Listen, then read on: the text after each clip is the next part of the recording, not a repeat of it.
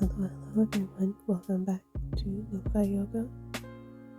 And today I wanted to add another addition to read with me. So today I'm going to be reading The Curious Secrets of Yesterday by Namrata Patel. I haven't finished this book yet. I'm currently reading it, but it's been really good so far. I love the story. I'm just going to read it. I want to read as much as possible. So, Chapter 1. It was the tattoo of Buddha wrapped in barbed wire that caused Tulsi Gupta to have an identity crisis right in the middle of the pedestrian-only cobblestone street in the sea-adjacent town of Salem, Massachusetts. The black ink on the brown-skinned forearm of a stranger caught her notice, and in less than a minute, her whole existence distilled down to one fact. She didn't live a life with pieces that could be permanently etched on her body. No great adventures, no fantastical experiences, no traditional milestones. No outsized success or devastating loss. Her life was as unadorned as her ordinary brown skin.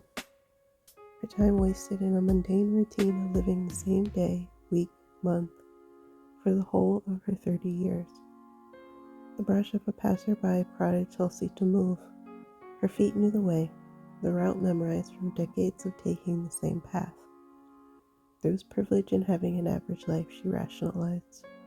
Not needing to process extreme highs or lows meant security. She stopped and leaned one hand against the brick wall of a familiar shop to steady herself. She'd done what was required of her, prescribed. Tulsi had ceded to the responsibility of a path passed down to her by 3,000-year-old ancestors. Tulsi turned the corner and went down a narrow lane dotted with dumpsters. The alley was reserved for the various shop staff so they could enter through the back of their storefronts. The muggy early morning air heightened the odor of discarded garbage as she turned the key in the big metal door. As soon as she entered, the smell changed. Familiar aromas of coriander, asafoetida, and cloves punched her as if to say, "This is your world." She scrunched her nose against its pungency.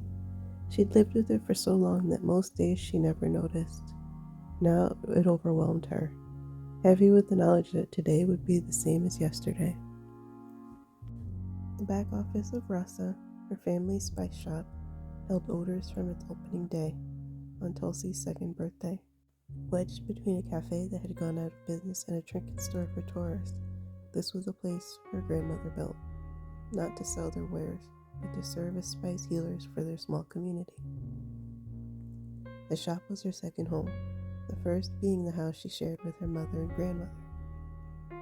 With these homes 10 minutes apart, her geographical footprint was contained within a few miles. From Cambridge Street to Hawthorne Boulevard, from Church Street to Peabody Street.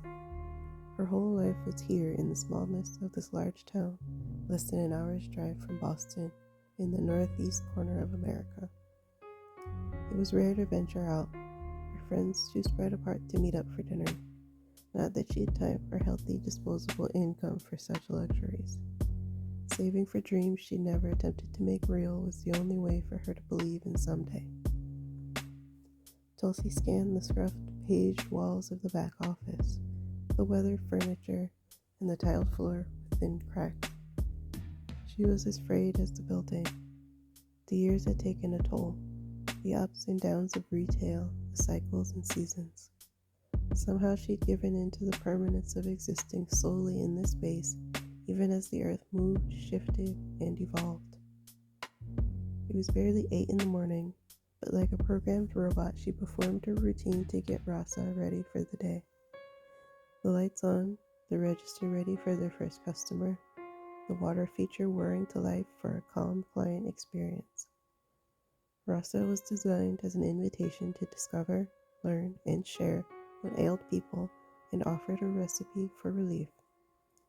Her mother and grandmother were well regarded in their community for their abilities. Locals and tourists appreciated their skills derived from ancient Vedic history.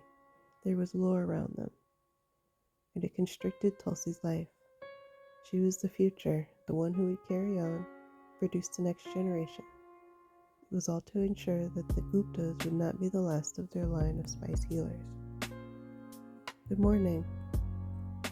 Tulsi glanced up as her mother came through the back door. Hi. The mere presence of Devi centered her. Her mother was peace and serenity.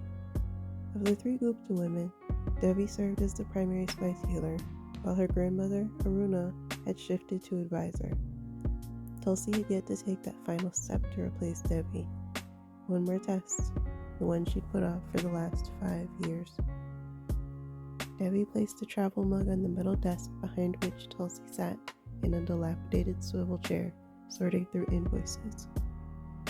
Tulsi eyed the blue mug. It would have cha with ginger and black pepper and 1 teaspoon of sugar, made specifically for Tulsi's dosha, or composition of energies. She didn't have to sip it to know the taste. As with everything else in her life, the routine was imprinted. 6 days per week. On Mondays, they rested. I'll go check the health of Kopam, Devi said.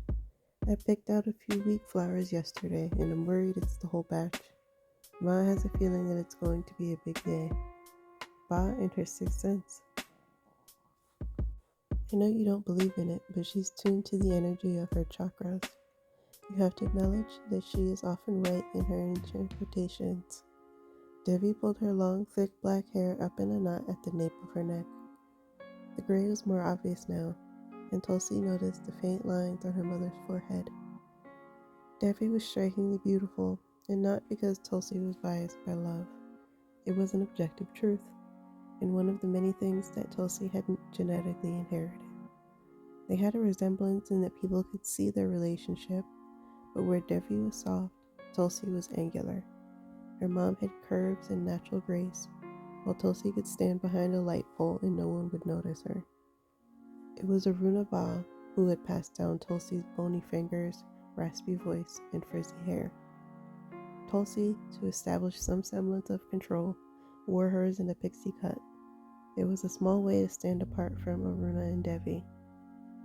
Betty is coming in this morning, Devi said. She's doing well after 3 rounds of internal purification, and I finished her recovery blend last night. It's in the bin below the workstation in case I'm not here or we're busy. Tulsi nodded. Do you have any more client orders to work on today? I can handle the front. Anything to avoid the never-ending and dreaded paperwork. Devi shook her head. I'm hopeful. I agree with Ba. It will be a good day. Always the optimist, Tulsi said. Just like you. Devi gave a small wave and went into the shop. Tulsi smiled to appease her mom, but she wasn't feeling very positive. She recalled the Buddha and barbed wire tattoo, wondered what made that person choose that specific visual. The incongruity of it stayed with her. She imagined he was likely an interesting person with an eventful life. Tulsi glanced at her bare arms, then grabbed a black pen from the drawer. She placed the tip of it on the inside wrist of her left hand. Her mind was blank. There was nothing, at least not unique or specific to her. She dropped the pen on the desk and stood. It was time to open. If she was lucky, an interesting stranger would come in and tell her all about themselves. That was the only thing that diverted her these days. If someone looked to be a chatty type, Tulsi would pepper them with questions. Anything to live through someone else's life. In the front of the shop, Tulsi unlocked the door and flipped the sign to open, then waited and watched the street. A few people passed, but it wasn't very crowded. Across the cobblestone path, the chalkboard was out at Missy's Miscellaneous. Today's riddle was, what is not alive but grows, does not breathe but needs air? Fire. Tulsi knew the answer because the riddles were always reused from a book Missy sold in her shop. There seemed to be more people out today. Hope they make their way in here. Is that why you're in a mood? It's not good to worry. Stress is dangerous. Devi came out from behind the counter. We're fine. You know we've had slow periods before and we always get through them. Besides, we do not do this for money. This is our work in service of all of those that need us. Bare necessities and humble lives, Tulsi said, repeating their philosophy on materialism. We're comfortable, Devi added. We don't need more. You don't. Tulsi regretted her inner voice. She did want more. Not shoes or handbags, but that was the problem. She didn't know. It was the most irritating kind of discontent, one without aim or goal. She'd lived to passively oppose what she'd been given. Most people had interests, ambitions, motivations. Tulsi pursued nothing, merely went in whatever direction she was pointed toward. She had interests. What she lacked was passion, that desire she saw in others around their careers and pursuits. Instead, Tulsi was rooted to the spot where she'd been born, growing but not living. Tulsi, why are you blocking the entrance? Mrs. Bishop barged in and went around her. There was no bell that twinkled to indicate her passing through. Noise was reserved for the outside. Sorry, Tulsi moved aside. Mrs. Bishop gave her a look. What's wrong? Tulsi clearly needed to fix her face today. Mrs. Bishop looked her over. Usually you have a little quip. She didn't sleep well, Debbie said. This humidity, I swear. I can't even sleep with my wife. She's like a furnace that gets hotter as the night goes on.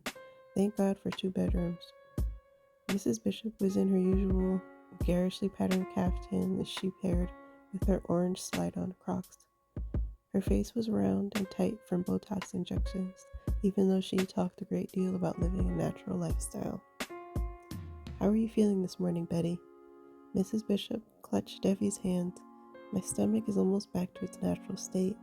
More importantly, Sarah and I are back in good spirits thanks to you and fenugreek. Couples are my mom's specialty. There, she quipped. And that is why she's my favorite. Mrs. Bishop let go of Debbie's hands and leaned one sturdy elbow on the wood and glass counter to face Tulsi. Mine too. Tulsi gave her mom's arm a squeeze before moving to the area by the register. And when are you finally going to step in and become the spice healer? Take over so your mom can become advisor and your grandmother can retire, Mrs. Bishop asked. Never. Instead, she took a fortifying breath. Still need to pass that last test. Her grandmother would be the one to administer it. An oral and practical exam to gauge how capable Tulsi was so she could work without direct supervision. Most of her friends had graduated from high school, then gone off to college and beyond. Not her. She'd been enrolled in what Tulsi silently called a Runagupta school for spice healers. She was the only student. After decades of weekly lessons, Tulsi had yet to graduate and didn't particularly care to. She's close, Debbie said. I predict it will only be a few more lessons. Mrs. Bishop said. It's been that way for every year for the last I don't know how many. Isn't there a blend you can give her to remove whatever is blocking her? This isn't an ailment. She doesn't feel ready, and that's okay. Spices are complex, Debbie said. It takes time and patience to get a feel for them. Getting even one part of it wrong can cause harm. How much damage can a pinch of this, a dash of that do? Mrs. Bishop asked. 3 teaspoons of nutmeg can put you in a psychotic state, Tulsi offered.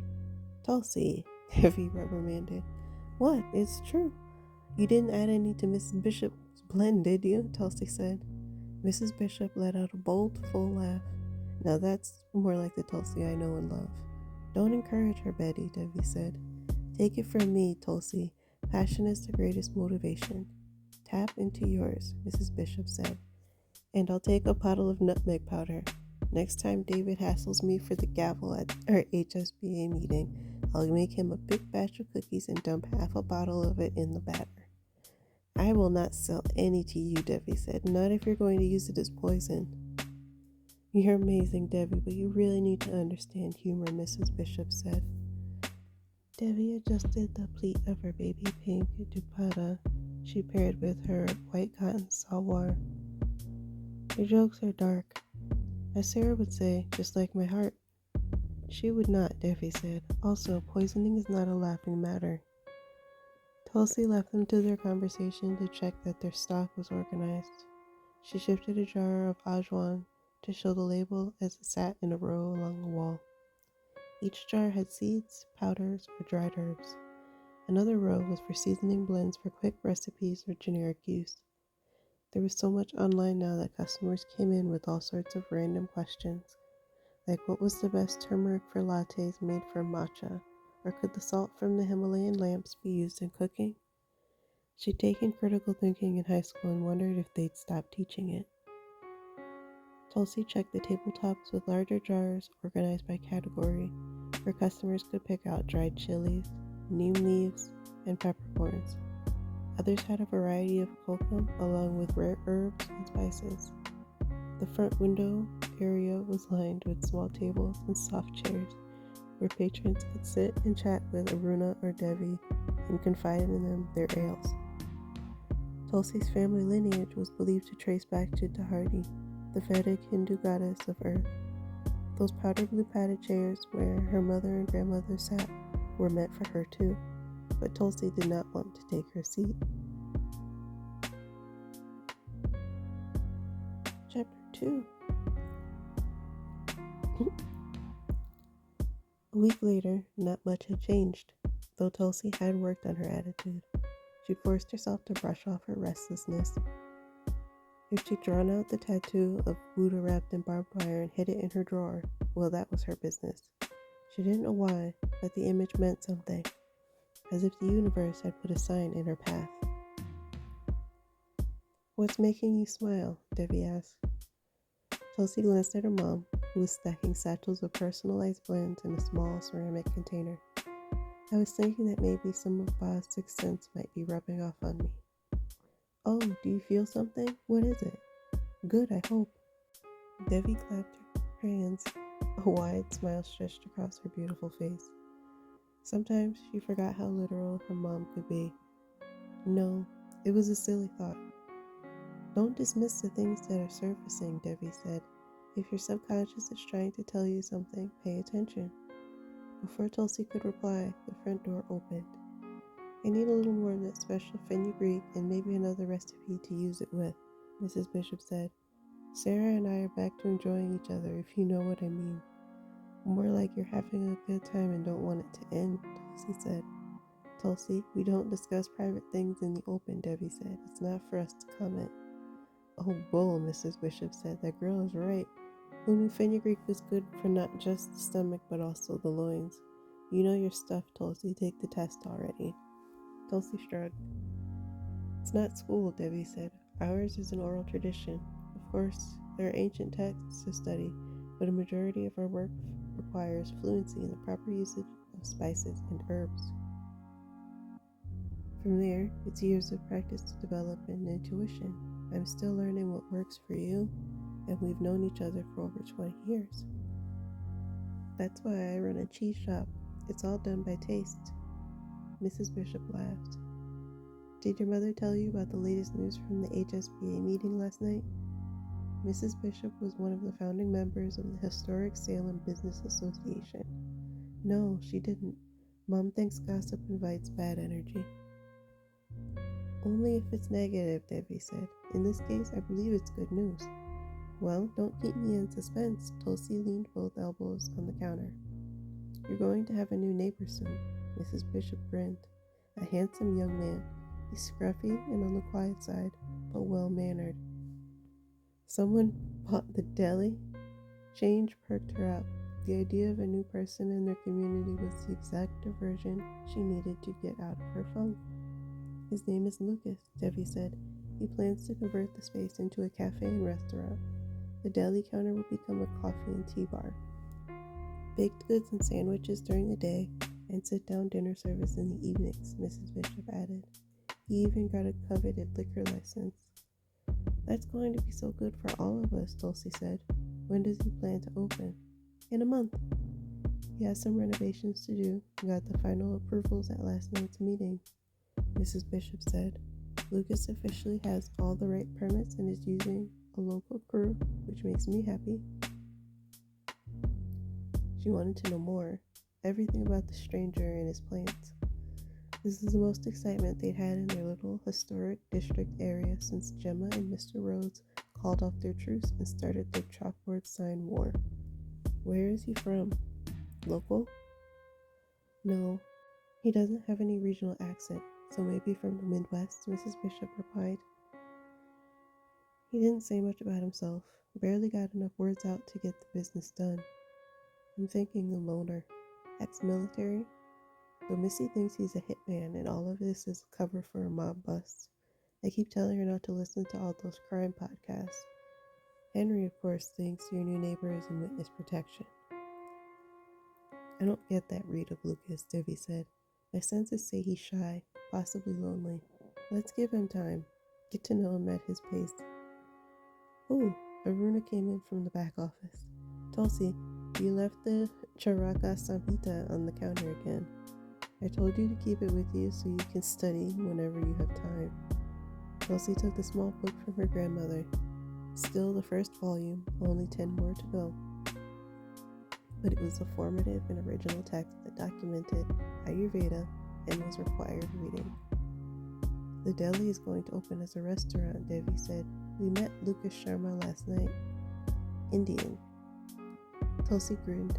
Aruna Ba put people in two buckets, Indian and not. The Indians were judged more harshly. I didn't ask, Devi said. Sharma is usually a Punjabi name. Aruna turned to Mrs. Bishop. Alone or family? Not sure, Mrs. Bishop replied. Young? I'd put him in his mid-30s. Oh no. Tulsi needed to get out of her grandmother's line of sight. She opened the book in her hand and pretended to concentrate. That's not too old. She ignored the comment from her grandmother. That is an interesting idea, Aruna, Mrs. Bishop said. He is very good-looking, Tulsi. Sorry, I can't hear you. Tulsi held up the book. I'm studying. You haven't dated since, well, I can't even remember. Who was that last boyfriend of yours? Doesn't matter. Time to build a bridge and get over it, Mrs. Bishop said. Isn't that a saying on one of your t-shirts? It's not about him. Not in the way Mrs. Bishop implied. Cal was when she'd become aware of the curse. She could never put anyone in its path, especially when it meant continuity. One thing that she was haphazardly trying to permanently sever. Chapter 3. Later that afternoon, Tulsi glanced up as a woman came in, camera held up to her face and talking to her phone. Most of her commentary was a play-by-play of what she'd seen and where she'd come from. As she spoke, she used words like cute, cozy, and delightful. Tulsi was glad her grandmother wasn't behind the counter, because Aruna Ba detested people on their phones as they wandered and browsed. Rasa offered a soothing atmosphere, a place to quiet the mind and spirit. They didn't even play music in the shop. The only sound came from small water features in discreet corners, offering a sensory respite from the external world.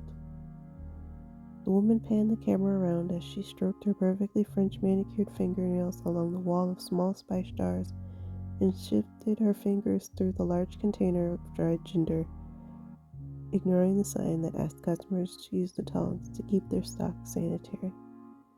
The woman's face was fully made up in the way of a news anchor. Red lips, pale skin, thick eyelashes, and sharp brows. It all complemented long blonde hair that fell in waves over her white sheath dress. Self-conscious, Tulsi tugged at the hem of her green t-shirt she paired with jeans and smoothed down her pixie cut that often spiked in random directions as the day went on. Finally, she touched her cheeks and couldn't remember if she'd only moisturized her face that morning or if she'd put on any makeup. OMG, I love it in here. It is so serene, and the cool tones are so soothing. Your interior designer is very talented. The woman put her phone on the glass counter along with her giant pink and white designer tote. She smelled like she'd just soaked in a bath of rose petals. The compliment made Tulsi stand straighter and puff out her chest. It was me. Tulsi gave her a cheerful smile and deepened her voice. That, along with slowing her speech, conveyed an enchanting environment, which tourists seemed to expect of a shop in historic Salem. Playing into it often meant more sales. You have an eye. The woman pointed to Tulsi's t-shirt. Easy as pie. Adorbs. Thank you. I like cliches. Tulsi had started her collection of shirts with puns and overused phrases a long time ago, and now it had become her almost daily uniform. While her mother usually wore maxi dresses and Aruna wore loose pants and blouses, Tulsi had a dresser filled with t-shirts, slouchy cotton pants, shorts, and a few pairs of jeans. Your dress is really pretty. I could never pull it off. Don't be silly. You just need a different fit to make up for your lack of curves. I bought it from a little boutique in the Berkshires, she said. I posted about it last week, all part of my Explore Massachusetts series. For television? The woman laughed. No one watches that anymore, though I am hoping for a streaming deal at some point. I have so many ideas. Right now I'm on YouTube, Instagram, and TikTok. I'm still building my brand and following, which means I'm always in search of something new, and I want to be the first to blow it up. I'm Shavasana Sky on socials, but IRL, you can call me Sky. Tulsi nodded. I'm just Tulsi. She bit the inside of her lip at the moniker Sky had adopted. If Aruna Ba came out from the back, it would become a painful interaction for Sky. Her grandmother did not like anyone to freely use Vedic terms by people who do not have full experiences or deep understanding. A Sanskrit word, Shavasana's English translation would be corpse pose, and having it as part of a person's name was nonsensical. But thanks to yoga classes at local gyms, the word had morphed to mean serenity or peace. Nice to meet you, Sky said. What are your social handles? I'd love to follow you. We're not on there. Tulsi was barely online. Of course, she was aware of the channels and had accounts, but living an uneventful life didn't give her much to talk about to her 20 followers, who were mostly friends from high school. Rasa didn't do any promotion or advertising, so being active on there didn't make sense. Besides, Aruna Ba preferred their business to be in-person and customer service oriented. It was only a few years ago that Tulsi had won a small battle with her grandmother to put up a website for their store. There wasn't much on there, only a page with a large image of their storefront, their name, and location. Aruna Ba wanted no mention of their client work, so Rasa was simply presented as a boutique spice shop. It's a shame, Sai said. You should really put yourself out there. You never know where you'll end up, and it could be good for you in the shop. I wouldn't have found you if it wasn't for the cheese shop I popped into. The woman who runs it was amazing. Such a character. So much personality. She's the one who pointed me here. Tulsi laughed. Mrs. Bishop is one of a kind and our biggest fan. She let me take some footage and gave a little dissertation on the history of cheese, which I'll have to edit down, of course, but did you know that it goes all the way back to 5,500 BC in Poland? The woman made a head-exploding gesture with one hand. She knows a lot, Tulsi said. Like Kazu Marzu is an illegal cheese because it's full of maggots and can kill you. Ew. Sky made a face. Exactly. Tulsi liked her. Sky was very different from anyone Tulsi knew. There was a confidence, bubbliness, and style about her. Tulsi made a mental note to check out her videos. Sky scanned Tulsi from head to toe. Has anyone ever told you that you would look great on camera? With your sharp features, button nose, and spiky lashes, you could transform from sweet to evil with a mere expression. And thick eyebrows are all the rage right now. If you want, we can do a little interview here for my channels. Tulsi aggressively shook her head. She had no makeup on, and who knew what her hair looked like? Besides, what would she even say? Uncomfortable with the intense focus, Tulsi redirected her. I'm not really as outgoing as Mrs. Bishop. Sky waved off Tulsi's concerns. Don't be silly, I think you'd be great. I've been doing this for a few years, and I can see it in you. You need to own it. Shoulders back, hip cocked, and let that sexy Selena Gomez voice do the rest. Thanks, but I'd rather be behind the scenes, Tulsi said. Is there anything specific you're looking for? If not, feel free to browse. That's too bad, she said. I'd still like to feature your shop, if that's okay with you. Like I said, I'm looking for something new and interesting. Chelsea glanced behind her to the back room. She didn't think Aruna Ba would be okay with it, especially from someone who didn't appear to be of Indian descent and went by Shavasana. I don't think so. We like to keep a low profile. Oh, I get it, Sky said. You're going for mysterious and magical, which is super interesting, like an old-timey place that's a throwback to days before the internet. You know, there's a huge audience for that. People in our generation like quirky and unknown. You should totally lean into that. Tulsi wished it were all intentional. Mostly, though, they stayed low-key because Arunaba and her mother preferred it that way. When Tulsi pushed to do more, they would ignore her. This isn't for marketing or publicity. As my mom likes to say, we're practitioners of one of the oldest approaches to medicinal healing. Our spices are sourced from around the world and are as close to their natural state as possible to help people. Alright, I'm gonna end it here, guys. And just wanted to say thank you so much for sitting with me. I hope you enjoyed the read. Definitely check out the book, it's worth it. I'm enjoying it so far, I can't wait to finish it. And anyway, have a good rest of your day and be well.